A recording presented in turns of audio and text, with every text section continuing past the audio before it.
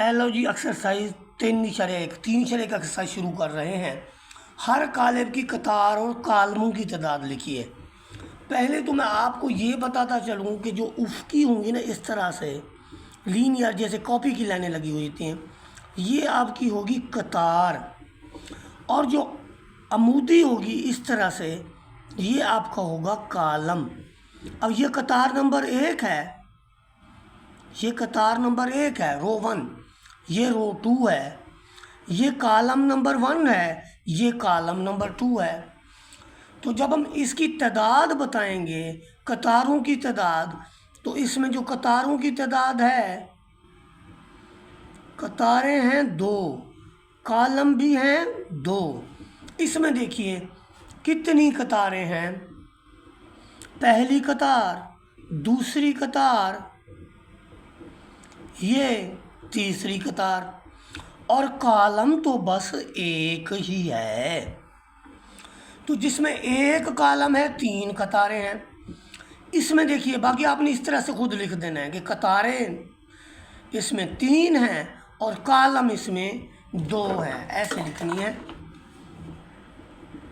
कतारें 3, कालम 1। की बात कर रहा है, मर्तबों की बात। जब हम किसी भी कालिब का मर्तबा लिखते हैं, ये मैं सवाल नंबर 2 की बात कर रहा हूँ। तो देखिए जी, सवाल नंबर 2 में है हर कालिब का मर्तबा लिखिए। ये कालिब हमने लिख लिया है ए, इसका लिखना है मर्तबा।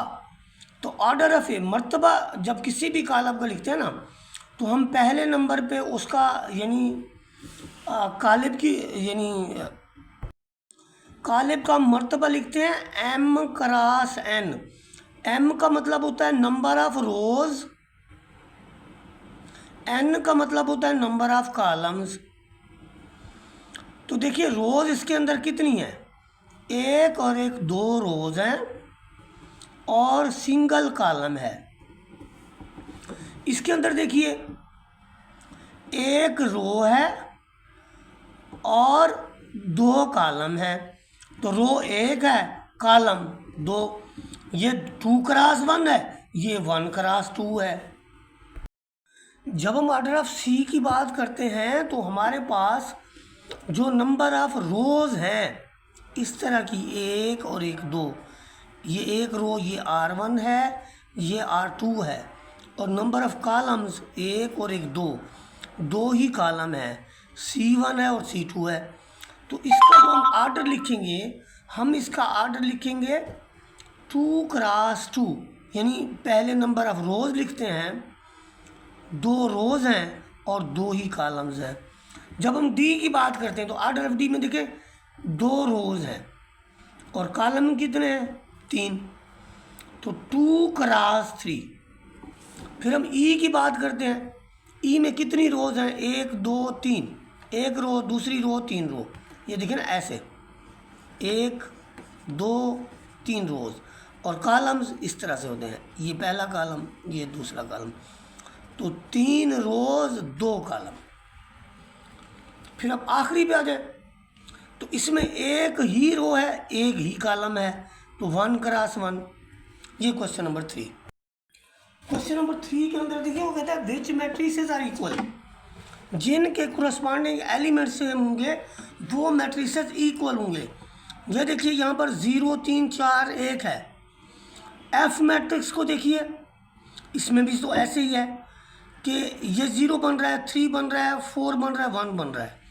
एक तो इनके आर्डर सेम है, ये क्रॉस 2 वाला है, ये भी 2 क्रॉस 2 वाला है, आर्डर भी सेम होगा और उनके कोरस्पॉन्डिंग एलिमेंट भी सेम होंगे।